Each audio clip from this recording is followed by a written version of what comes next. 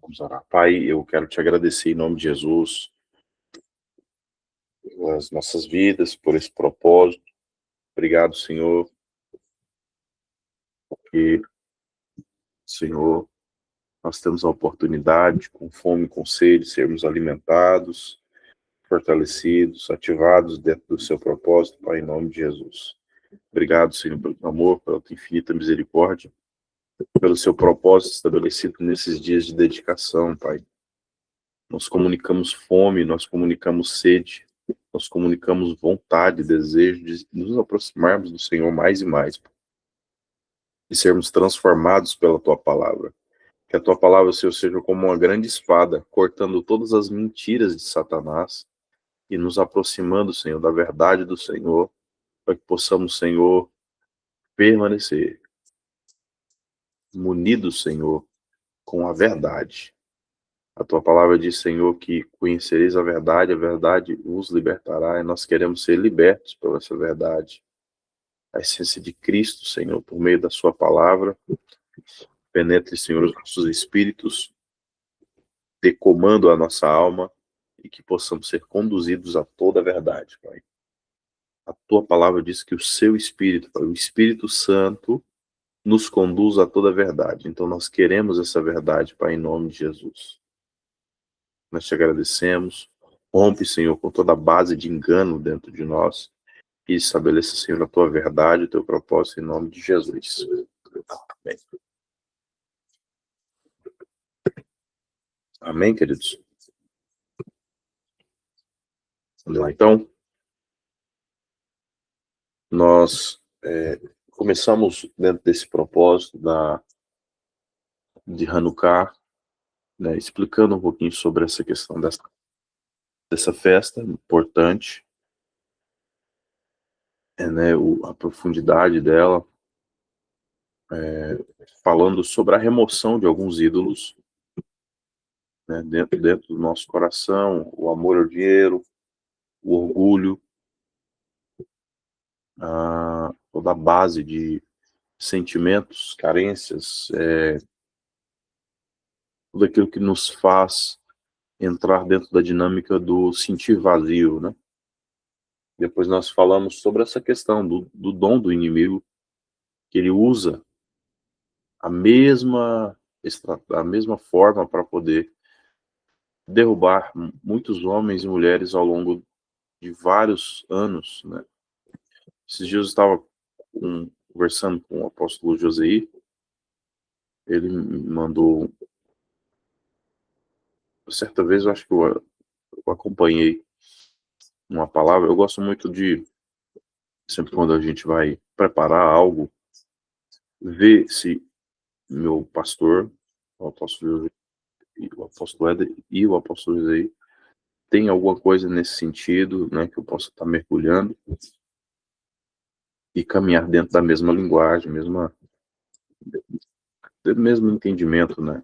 Homens maduros na fé que nos trazem ali algumas impressões, eu acho interessante. Esses dias eu estava falando sobre uma questão de avivamento, né? O que é avivamento? Avivamento não é apenas manifestações gloriosas de Deus. Essas manifestações, elas são importantes, são necessárias, muitas vezes nós fluímos nisso, mas nós vamos entender as histórias dos avivamentos e nós vamos entender muitas vezes por que esse avivamento ele para. O que faltou? Aonde esses caras se perderam, né? Então, aonde eles se perderam, justamente ao longo do tempo, eles foram perdendo o temor e perdendo o quebrantamento. E isso é muito grave. Quando uma pessoa ela perde o temor, o que é o temor? É a palavra medo. Essa pessoa vai perdendo o medo E quando eu falo medo, não é apenas o medo de fobia, né? Fóbios. Mas é um medo. Sabe assim, meus? Vamos lá. Por que a gente não comete crimes, por exemplo?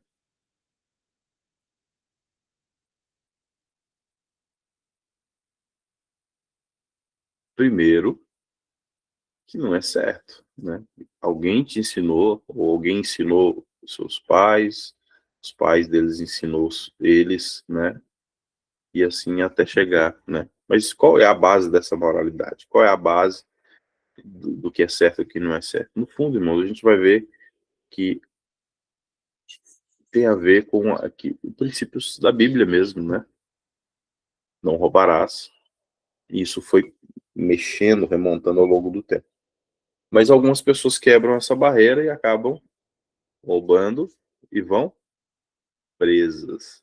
Então, muitas vezes é o medo de ser presa que você não dá um corretivo numa pessoa. Que você não dá uma cintada do lado da fivela.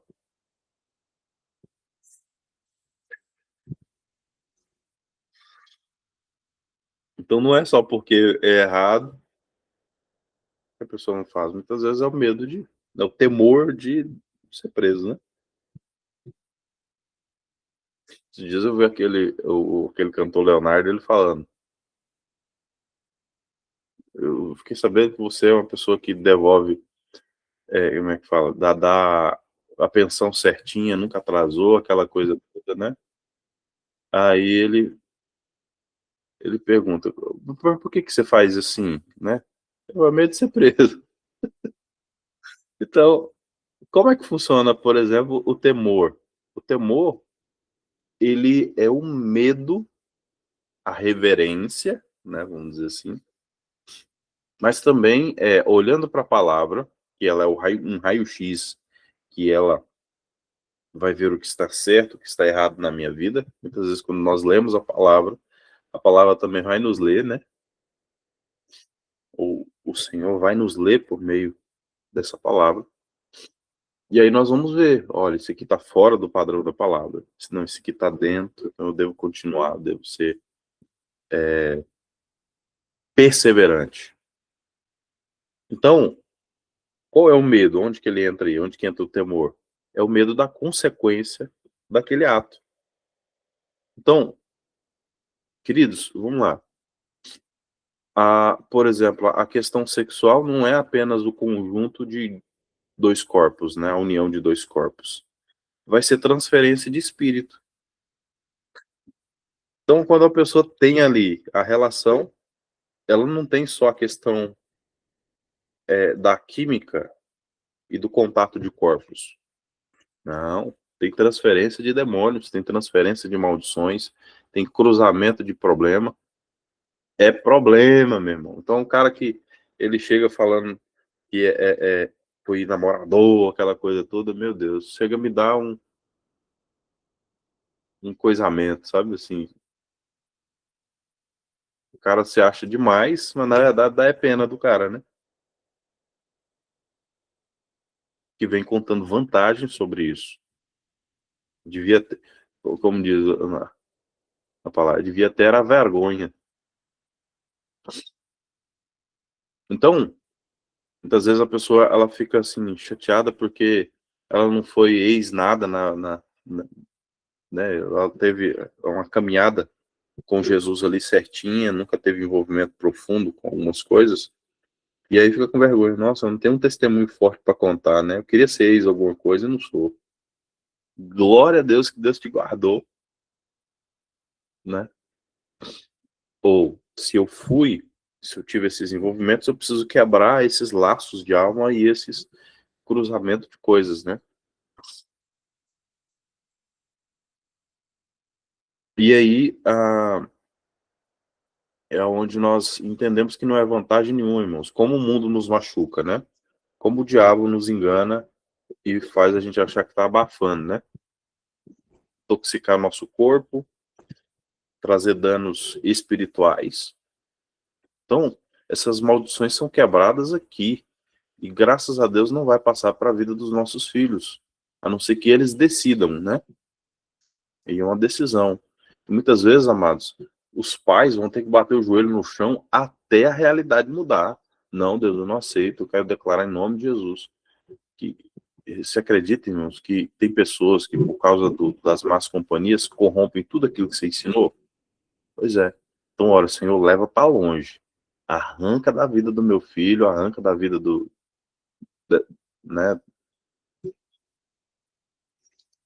para que ele não distrai. E se ele não quiser, faz ele querer, Jesus. Eu lembro do rapazinho orando por uma moça, né? A, a moça chega nele, chega no rapaz e fala assim: eu não sei por quê, do nada eu passei a gostar do irmão. É mesmo, do nada. Aí na noite anterior ele orando, né? Senhor, o senhor sabe porque eu gosto da irmã tal. É um desejo no meu coração casar com ela. Jesus, ela fala que não quer. Senhor, ela não tem vontade, não. Se ela não quiser, faz ela querer, porque o Senhor é dono da vontade dela. Mano, lógico, não é uma brincadeira, tá? É uma brincadeira, não tô falando que tem que ser assim, né? Mas às vezes existe um nível de violência na oração que a gente precisa fazer e não ficar aceitando qualquer coisa. Não, Deus, eu sei que o Senhor tem o melhor, eu sei que o Senhor vai confirmar a coisa certa na hora certa. Nós sabemos que muita coisa não vem pronta, precisa ser desenvolvida ao longo do tempo. Às vezes o Senhor vai nos dar uma pedra bruta para ser lapidada, mas muitas vezes, pela oportunidade de escolher, nós vamos escolher um negócio um pouco melhor, né? Mais trabalhado, lapidado, eu creio que o Senhor também pode dar isso. Enfim, amados. Dentro desse processo, nós vamos entender o seguinte: nós falamos aqui sobre quando o diabo não consegue derrubar a pessoa por essa questão, dinheiro, orgulho e mulher, ele tenta estratégia, então os avivamentos acabam aqui, ó, porque a pessoa, ela abre mão do dinheiro, ela abre mão do orgulho, ela está ali em unidade, mas de repente acontece ao longo do tempo em que as imaturidades falaram mais alto do que a maturidade e a constância. Então, o que acabou foi a falta de temor. Então, por que eu não peco? Número um, porque eu amo o Senhor. Número dois, porque eu tenho medo da consequência.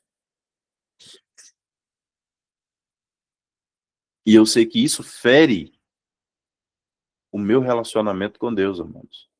A maior expressão, você vê aqui, o que virou a vida de Saul quando ele perdeu o espírito, né? E Davi viu tudo aquilo, né? Então, quando aconteceu alguma coisa, ele pecava, o negócio, irmãos, ele ia para os pés do Senhor. Então, eu não acredito que é apenas uma questão do relacionamento. Muitas vezes também é a questão do relacionamento, né? E, e, e, e ver a consequência de como é a vida de um homem sem o Espírito de Deus. Como ele é depravado, como ele é mau, como ele é uma pessoa sem temor, né? Sem, parece um bicho. E aí ele falou: não, Senhor, o Senhor pode tirar tudo de mim, mas não tires de mim o teu espírito. É quem eu tenho de mais importante. Não tire de mim o teu espírito. Não é? Então, amados, por que eu não peco? Eu não quero perder o espírito. Eu não quero perder a comunhão com meu Deus. Eu não quero perder tudo aquilo que foi construído. Aí a gente muitas vezes acha assim: ah, eu já fui para a igreja demais, estou na presença de Deus, já devolvi muito dízimo, muita primícia, já fiz já isso, já fiz aquilo, já, ó, os pobres já sapateei, relampiei, cuspi fogo, preguei, ensinei, ganhei muitas almas para Jesus. Mas deixa eu te falar uma coisa: existe um versículo bíblico, se eu não me engano, acho que Zacarias, capítulo 9, se eu não me engano, onde ele vai falar que se o justo sair desse caminho da justiça e praticar as obras dos ímpios, a sua justiça será esquecida.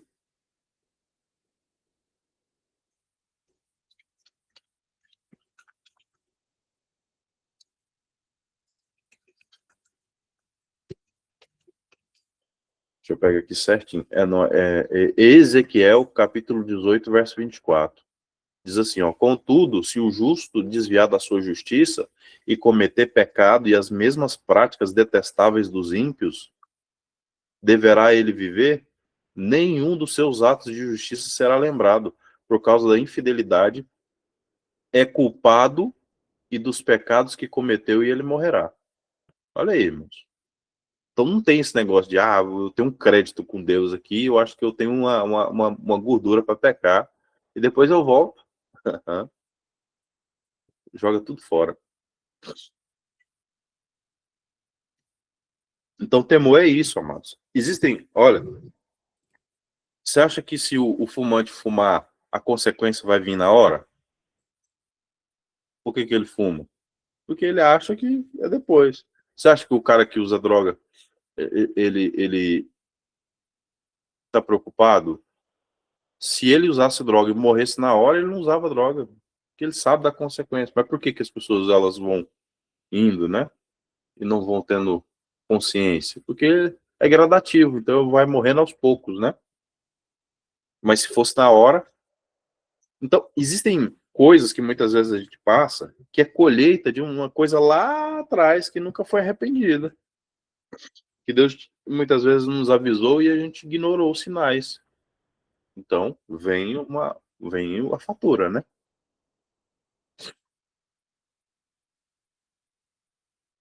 Que nem é coisa de agora. É uma mentira que eu contei lá atrás.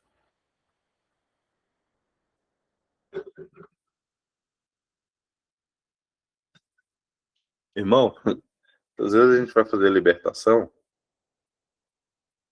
e a gente vê cada coisa. Muitas vezes Deus expõe o espírito maligno e a gente vai descobrir que a pessoa, quando era na adolescência, teve um envolvimento X, assim, assim, assim, assado, e o demônio entrou por ali. Ele estava lá incubado, irmão. Aí a pessoa já está com 30 anos, e aí esse tempo todo, por causa de uma porta que foi aberta lá atrás e nunca se arrependeu, está ativa. O pecado não fica velho. Maldições, enquanto elas não são quebradas, elas permanecem ativas. Elas não são quebradas até ser quebradas. Entendeu? Então, por isso, muitas vezes você vai ter que orar explicitamente, falando: Senhor, eu me aproprio da obra redentora da cruz, assim como a salvação depende daquilo que eu verbalizo e creio com o coração, eu creio com a libertação é a mesma coisa. Então eu me aproprio daquilo que Jesus fez e quebro agora essas maldições. Eu renuncio, rejeito e me submeto à tua vontade, Pai, em nome de Jesus. Eu me aproprio dessa verdade e declaro quebradas agora essas maldições. Você pega essa verdade, quebra as maldições, entendeu? Então, todo espírito maligno que estava escondido atrás dessas maldições, ou estava se aproveitando, ou entrou por aí, Senhor, eu quero me arrepender, confessar, deixar, e quebrar toda influência maligna. Sai da minha casa, sai da minha família, O que você vai ver, irmãos? Muitas vezes, espíritos malignos resistindo a Jesus, querendo falar e resistir, entendeu? Imagina nós. Aí nós não oramos, achamos que por entregarmos nossa vida para Jesus está tudo resolvido. Não. Eu preciso me apropriar, eu preciso tomar posse. Não é porque eu ganhei o quantia em dinheiro que está na conta que ela está no meu bolso. Eu preciso sacar. Se eu deixar ela só na conta, jamais vou poder transicionar, fazer, né, ou transacionar e fazer aquilo que esse valor poderia fazer. Então, eu quero trazer aqui uma questão. Então, primeiro, nós entendemos que ao longo do tempo, pessoas perdem o temor e pessoas perdem o quebrantamento. E aí vão ficando mecânicos, né? Então, por isso que a gente está sempre mudando a estratégia, nunca ficando de uma mesma forma. Parece uma desorganização, mas na verdade é um reposicionamento, um realinhamento, para não ficar na mesma toada.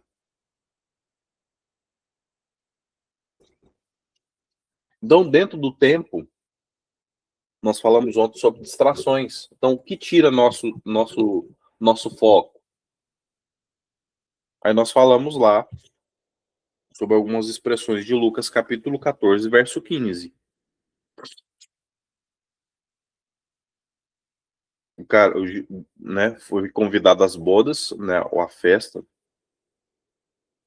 E aí o cara falou: "Não, eu comprei um campo agora e eu não vou poder ir por causa desse campo." Aí o campo fala de bens. Eu comprei meus bois e eu vou experimentá-los. A desculpa que ele deu para não ir para essa ceia foi o trabalho. Ah, eu me casei, né? A desculpa que ele deu ali foi o relacionamento. Ah, minha mãe tá precisando de mim. Ah, fulano de tal tá precisando de mim. Pois é, desculpa, os relacionamentos interpessoais acima do propósito de Deus revela um nível velado de idolatria. E aí nós falamos sobre essas distrações, sobre esses altares e as prioridades que nós damos. E hoje eu quero falar rapidinho sobre inconstância e sobre constância. Tem um fruto do Espírito chamado fidelidade. A palavra fidelidade, ela não está ligada apenas ao ato de ser fiel, mas a palavra fiel está ligado à palavra constância. A ideia de perseverar mesmo quando as coisas estão difíceis, mesmo quando as coisas estão complicadas, mesmo quando a gente não vê saída.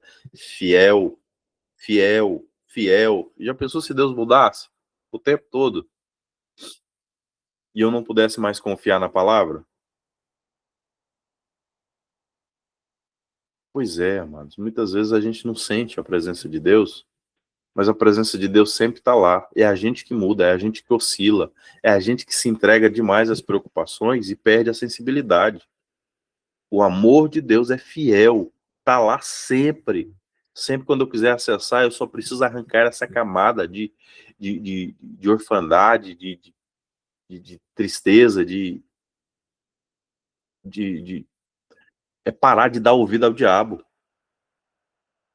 A gente tem uma mania, amados, de dar, através da tristeza, ouvidos ao diabo. Quando você tira os olhos do Senhor, você está falando: Satanás, você tem razão. As coisas não são assim, né? Deus tem muita coisa para fazer, não tem tempo para ficar ouvindo a sua oração. Não tem tempo para ficar te observando. Não tem tempo para você. Então, dá seu jeito, se vira. É isso que Satanás vai colocando na cabeça da pessoa. Mas o que é constância? A constância, ela está ligada à fidelidade, principalmente a visão daquilo que Deus te deu. É o ato de permanecer firme até o fim. Esse é um fruto do Espírito que quase ninguém fala. Fidelidade. Então nós temos lá amor, paz, alegria, bondade, longanimidade, benignidade. Aí tem uma chamada fidelidade, constância. É uma pessoa decidida, uma pessoa que não é volátil. Tá difícil? Tô firme, tô junto. Tá fácil? Tô firme, tô junto. Inclusive é uma pessoa que ela não é acomodada. Crente é um negócio que gosta, é alguém que gosta de descansar, né? Não pode ter uma bonanzazinha que já quer acomodar. Não, tá dando certo. Muitas vezes vem as lutas, as provações para tirar você do lugar do comodismo, porque o Senhor quer que você cresça. O Senhor quer ver Jesus formado em você. Aí você quer descansar, você quer uma rede. Não é errado você descansar, mano. Mas acomodar é errado. É pecado. Acomodação é pecado. Nós temos que andar. Amém? Então, fidelidade.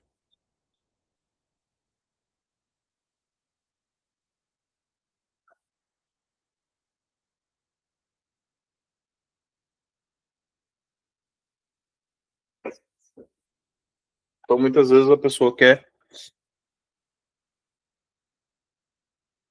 ficar amargurada com Deus. Mas por quê? Muitas vezes a coisa não veio no horário que ela queria, do jeito que ela queria, no embrulho que ela queria. É, pá, também não quero não. Infidelidade, a falta de fidelidade, a falta de constância, a falta de olhar o ângulo certo, faz a pessoa desprezar a herança que Deus deu. Entendeu? Então, ela joga fora tudo. Ela abre mão, ela joga pro alto, porque não aprendeu a ser fiel, não aprendeu a ser constante. Irmãos, sabe uma coisa que me alegra quando eu estou passando por um momento de provação e de extrema pressão? No lugar da vergonha haverá dupla honra. Eu falei, Senhor, obrigado. Porque são essas provas, as dificuldades, as lutas e as situações de fogo que acontecem dentro da nossa família é que revelam o nosso coração e o coração das coisas que precisam ser tratadas. Senhor, glória a Deus, porque até esse problema cooperou para que eu possa crescer. Eu achei que eu estava bem, já estava resolvido nessa área. Eu vi que eu não estou. Preciso de ajuda. Vai lá, pede ajuda e resolve isso. Entendeu? Fidelidade. Então, o que é fidelidade? É a constância ou a lealdade contínua.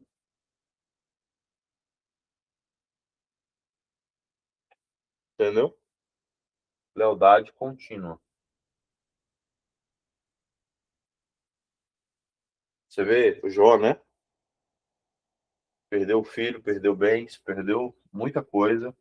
E falou: ó, Deus me deu, Deus tomou. Bendito seja o nome do Senhor. Senhor, obrigado. Ele entendeu que não era dele, era um empréstimo. Entendeu? Assim, modo figurado, entendeu? Então, quando eu entendo isso, que nada é meu, tudo é dele, voltou para ele. E a lealdade continua.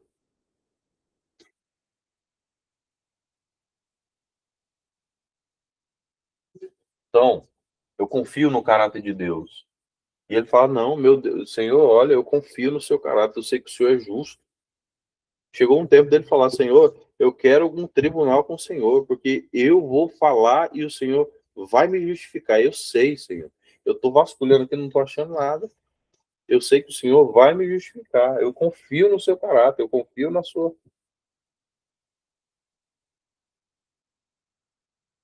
E amados, essa fidelidade, ela é muito mais do que uma questão no ato de crer, mas é também a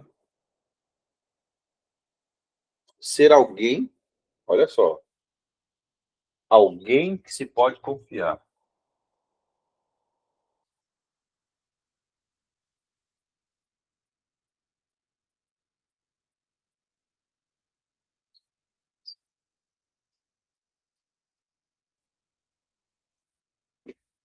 Te faço uma pergunta: Deus pode confiar em você? Deus pode confiar em mim? Ele fala: seja fiel no pouco, sobre o muito te colocarei. Irmãos, vamos lá. Quero vencer na vida financeira. Aí vem um valor bom para mim. Cai na minha conta.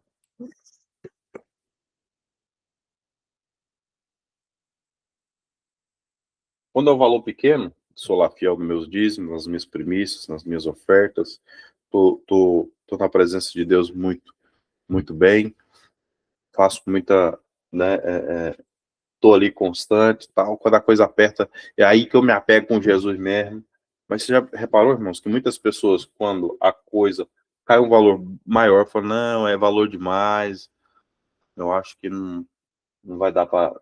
Você vai, irmãos, essa época de 13º, a gente acha que muitas vezes a maioria das pessoas acham que as pessoas são mais fiéis e que existem mais coisas que podem ser feitas com a generosidade das pessoas, mas não, irmão.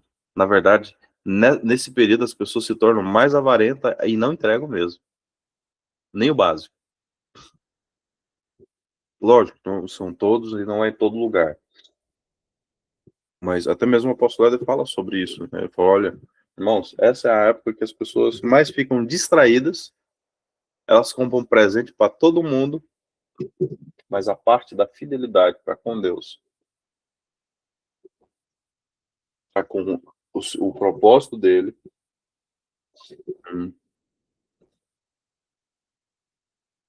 E aí eu falo assim, outra coisa também, alguém que se pode confiar, dons, talentos, cargos. Então a pessoa ela vai lá, ela ora, Senhor, eu quero ser usado com cura, com libertação, quero ser usado com unção e poder, e glória. Aí a pessoa ela vai lá durante, sei lá, faz lá 40 dias orando das 5 da manhã, das 3 da manhã, entre as 3 da manhã às 5 da manhã, buscando unção, buscando Deus, jejuando ali o dia todo, faz um jejum de 40 dias, que todas as vezes que nós fazemos um jejum de 40 dias, muitas vezes, né, trazendo ali o que aconteceu nas questões bíblicas, é um jejum de mudança de ciclo radical. Aí ele faz lá um propósito e tal. Aí, vamos lá. Sempre quando você pede algo para Deus, você precisa entender que você vai ficar com menos liberdade. Em qual sentido? Deus vai te começar a te mandar pessoas para você cuidar, para você orar e serem curadas e serem libertas. E muitas vezes vai cair no seu dia de descanso, viu? Aí, você está disposto a abrir o tempo de descanso para poder ser usado por Deus? Você é alguém que Deus pode confiar coisas grandes?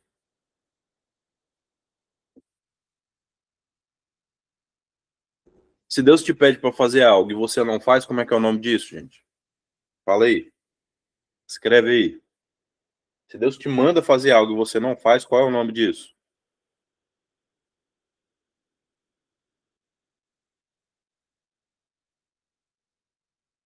Desobediência, justamente.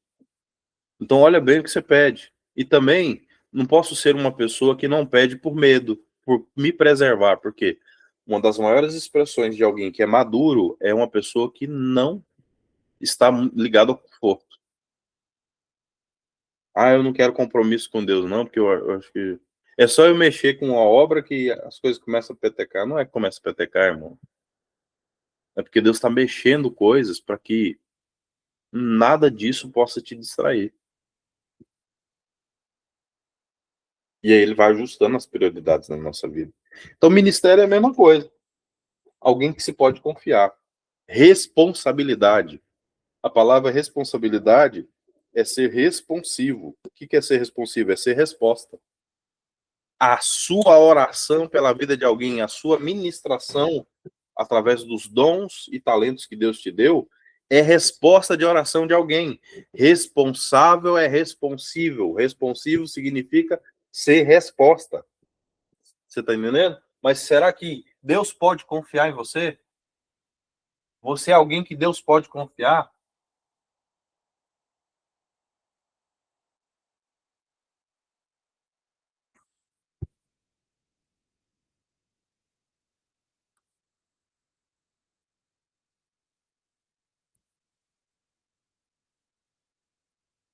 Irmãos, olha só para você ver uma coisa. Eu acho interessante. Quando a gente vai crescendo, amadurecendo, na igreja local nós temos uma escala de, né, de pessoas que estão servindo em amor ao Senhor, estão aprendendo, ali se disponibilizaram a ajudar, a apoiar. Muitas vezes, amados, nós ficamos despreocupados. Sério mesmo. Antes, tinha muito furo, né? Antes tinha muito furo, às vezes um não conseguia ir, aí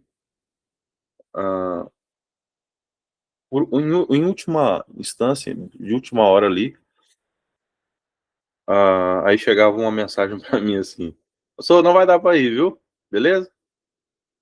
Então, tá na mão do senhor aí, o senhor decide o que vai fazer".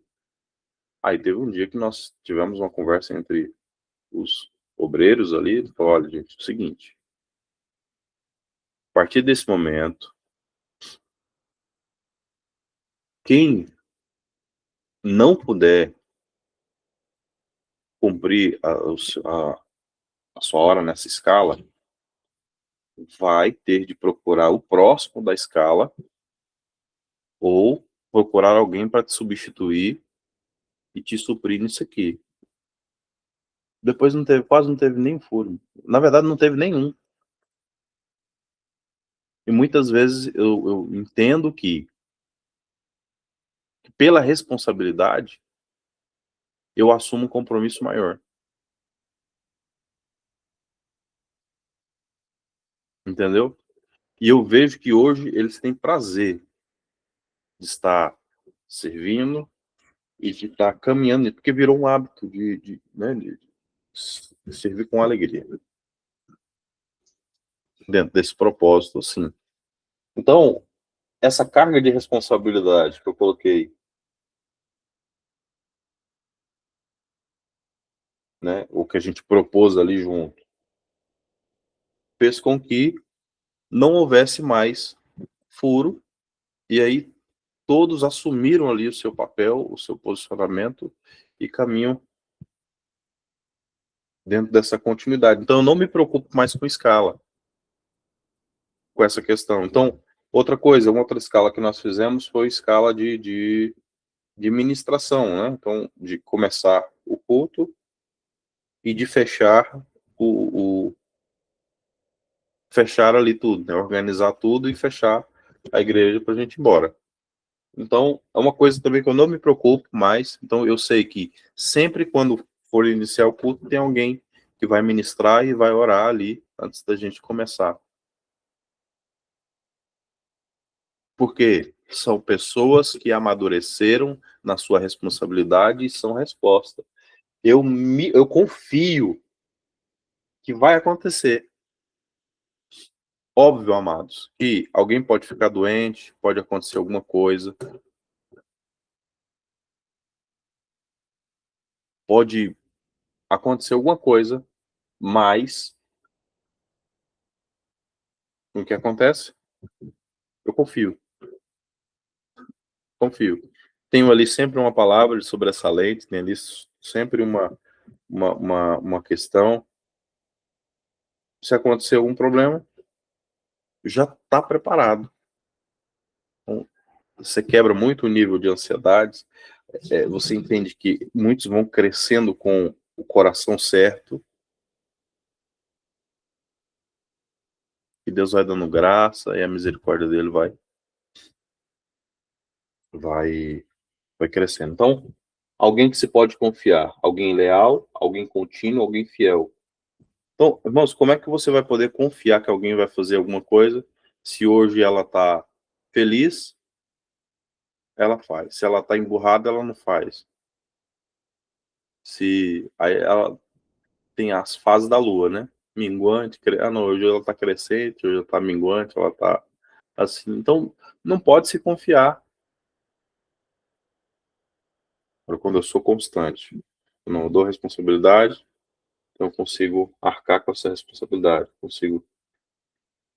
Então, amados, nós vamos orar nesse sentido nesse dia, aprendendo a ser constante. Existe até no nosso YouTube lá um desafio chamado Desafio Constância Espiritual.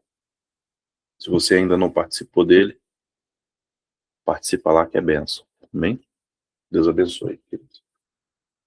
Pai, eu quero te agradecer pela vida dos seus filhos, filhas que estão aqui agora, vão acompanhar depois. A graça, a misericórdia, o favor do Senhor traga sobre a vida deles, Pai, toda essa blindagem que o dinheiro, o orgulho, que os pratos de relacionamento que o diabo tenta colocar na vida de cada um dos seus filhos e filhas sejam quebrados e dissipados, que o tempo deles, Senhor, sejam livres das distrações, que eles possam focar no Senhor, no propósito que o Senhor deu para eles, que a inconstância não os domine, mas que sejam fiéis, leais, continuamente, Senhor. E cada dia mais, como eles têm sido, Senhor, pessoas que se podem confiar, que o Senhor pode contar e que nós também podemos contar. Obrigado, Senhor, pela vida de cada um, que o Senhor continue fazendo fluir, romper, crescer, avançar, em nome de Jesus. Amém. Amém, queridos? Deus abençoe. Até o nosso próximo propósito. Até o nosso próximo dia, né? Amanhã. O nosso último dia. Estamos juntos. Fiquem com Deus.